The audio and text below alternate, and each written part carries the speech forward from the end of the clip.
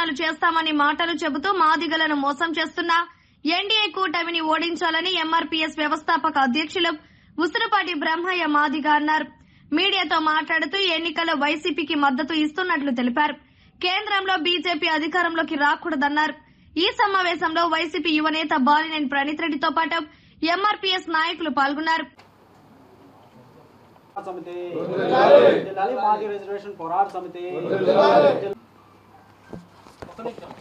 ఈ రాష్ట్రంలో జగన్మోహన్ రెడ్డి గారి ప్రభుత్వం వస్తేనే అది పేదల ప్రభుత్వం అవుతుంది.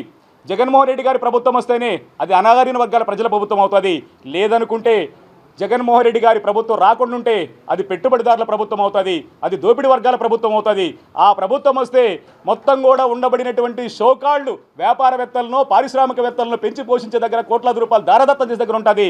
కానీ అదే జగన్మోహన్ రెడ్డి ప్రభుత్వం వస్తే అణగారిన వర్గాలకి అనేక సంక్షేమ పథకాలు ఇచ్చి ఈరోజు వ్యవస్థల మొత్తాన్ని కూడా గ్రామ ప్రజలకు దగ్గర చేసి అది వాలంటీర్ వ్యవస్థ ద్వారా సచివాలయ వ్యవస్థ ద్వారా పాలన దగ్గర చేసి పథకాలను అమలు చేస్తున్నటువంటి ముఖ్యమంత్రి జగన్మోహన్ రెడ్డి గారు అని చెప్పని కూడా గుర్తించి జగన్మోహన్ రెడ్డి గారి గెలుపు కోసం ఆంధ్రప్రదేశ్లో ఉండబడిన అణగారి వర్గాల ప్రజలు కూడా సిద్ధంగా అవసరంగా కోరుతుంటూ మోసగాడైన చంద్రబాబు నాయుడు పదే ఎన్నికల సమయం వచ్చినప్పుడు వర్గీకరణ సమస్యను ఎత్తుకొని వర్గీకరణ సమస్యను ఒక ఐటమ్గా తీసుకొని దానిని భూసత్వంలో చూపించుకుంటూ భూతత్వంలో చూపించుకుంటూ నేనే వర్గీకరణ చేస్తానని చెప్పి మాయ మాటలు చెప్పి 2014 అధికారంకి వచ్చిన తర్వాత అడ్రస్ లేకుండా మాదిగలను చేసిన చరిత్ర, మాదిగలని ఆంధ్రప్రదేశ్ గడ్డ మీద అదం పతాలను దక్కిన చరిత్రను కూడా మేము గుర్తు చేస్తూ ఉన్నాం. అదే చంద్రబాబు నాయుడు మళ్ళీ ఈరోజు వర్గీకరణ సమస్యను భుజానేసుకొని మళ్ళీ దాన్ని పరిష్కరిస్తానని చెప్పనంటే ఆంధ్రప్రదేశ్ మాదిగలు నమ్మొద్దు. పదే మాయ మాటలు చెప్పి మాటలు చెప్పి మోసానికి అలవాటు పడినట్టు చంద్రబాబు నాయుడు మాటలు నమ్మి మాదిగలు కానీ మరొకసారి ఆ వైపుగా ఆలోచన చేస్తే మరొకసారి మోసానికి గురవుతాం. మోసానికి గురవడంతో పాటు మాదిగలం శాశ్వతంగా మరొకసారి అరే మాదిగలంటే చంద్రబాబు నాయుడు అనే పేరు వచ్చింది, ఆ పేరును పోగొట్టుకోవాలనుకుంటే నీతిగా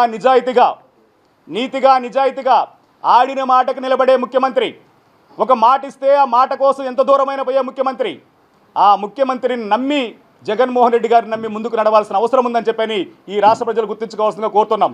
అదే క్రమంలో ఎందుకు ఇంత బలంగా ఈ మాట నేను చెప్తున్నానంటే నిన్నగాక మొన్న తణుకులో నేను ఆయన్ని కలవడం జరిగింది.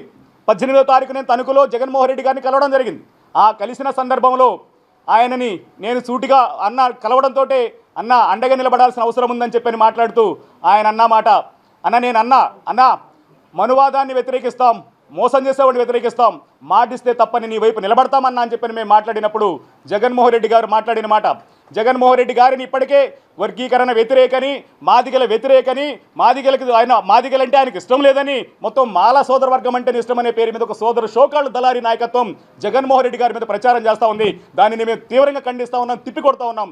దానికి కారణం నిన్న జగన్మోహన్ రెడ్డి గారు మాట్లాడు అన్నా నేను చంద్రబాబులాగా 2 మాటలు మాట్లాడను, చంద్రబాబులాగా అబద్ధాలు మాట్లాడను, చంద్రబాబులాగా మోసం చేయను, నేను మాటిస్తే మాట కట్టుబడి ఉంటా, మాటిచ్చిన తర్వాత మాట తప్పే ప్రయత్నం నేను చేయనని చెప్తూ అన్నా ఎస్సీ వర్గీకరణ విషయం రాష్ట్రాల చేతుల్లో లేదు, మా చేతుల్లో లేదు.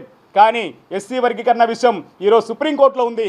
సుప్రీంకోర్టు నిర్ణయం తీసుకుంటే ఆ నిర్ణయానికి అనుగుణంగా మా రాష్ట్ర ప్రభుత్వం తమ ప్రయత్నం చేస్తామన్నా, అలా కాకుండా మాయ మాటలు చెప్పి మోస మాటలు చెప్పి చంద్రబాబు నాయుడు లాగా ఎన్నికలప్పుడు ఒక మాట చెప్పి ఎన్నికలు అయిపోయిన తర్వాత ఒక మాట చెప్పే మిత్రం నేను చేయను.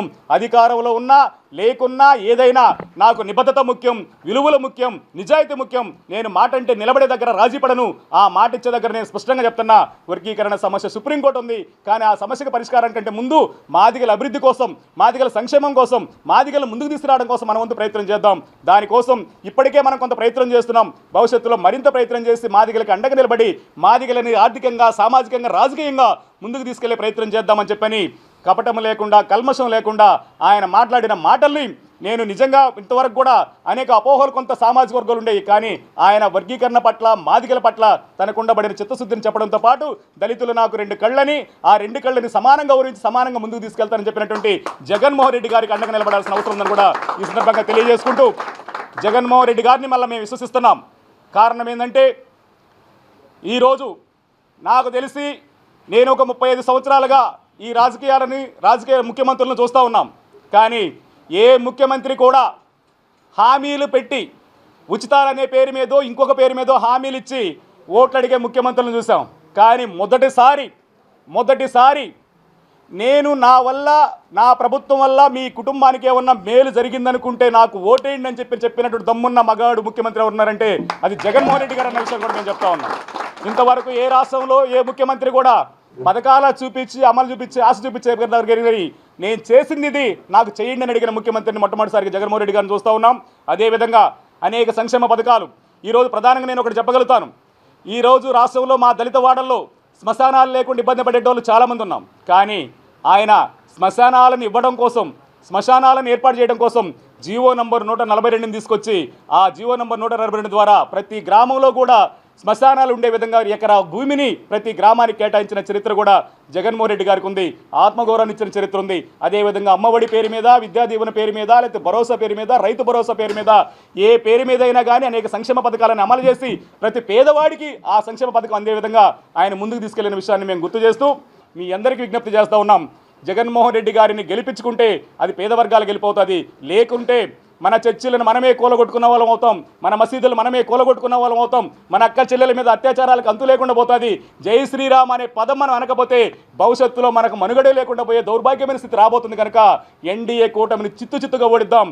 ఒక్కడే ఒకవైపు బీజేపీ, ఒకవైపు తెలుగుదేశము, జనసేన అనేక మంది గుంపుగా కూడి వస్తున్నప్పటికీ కూడా సింహం సింగిల్గా వస్తుందని నిలబడినటువంటి మగాడైన జగన్మోహన్ రెడ్డి వైపు నిలబడి ఆయన గెలుపు కోసం కృషి చేద్దామని చెప్పని సవినయంగా విజ్ఞప్తి చేసుకుంటూ సెలవు తీసుకుంటా ఉన్నాం.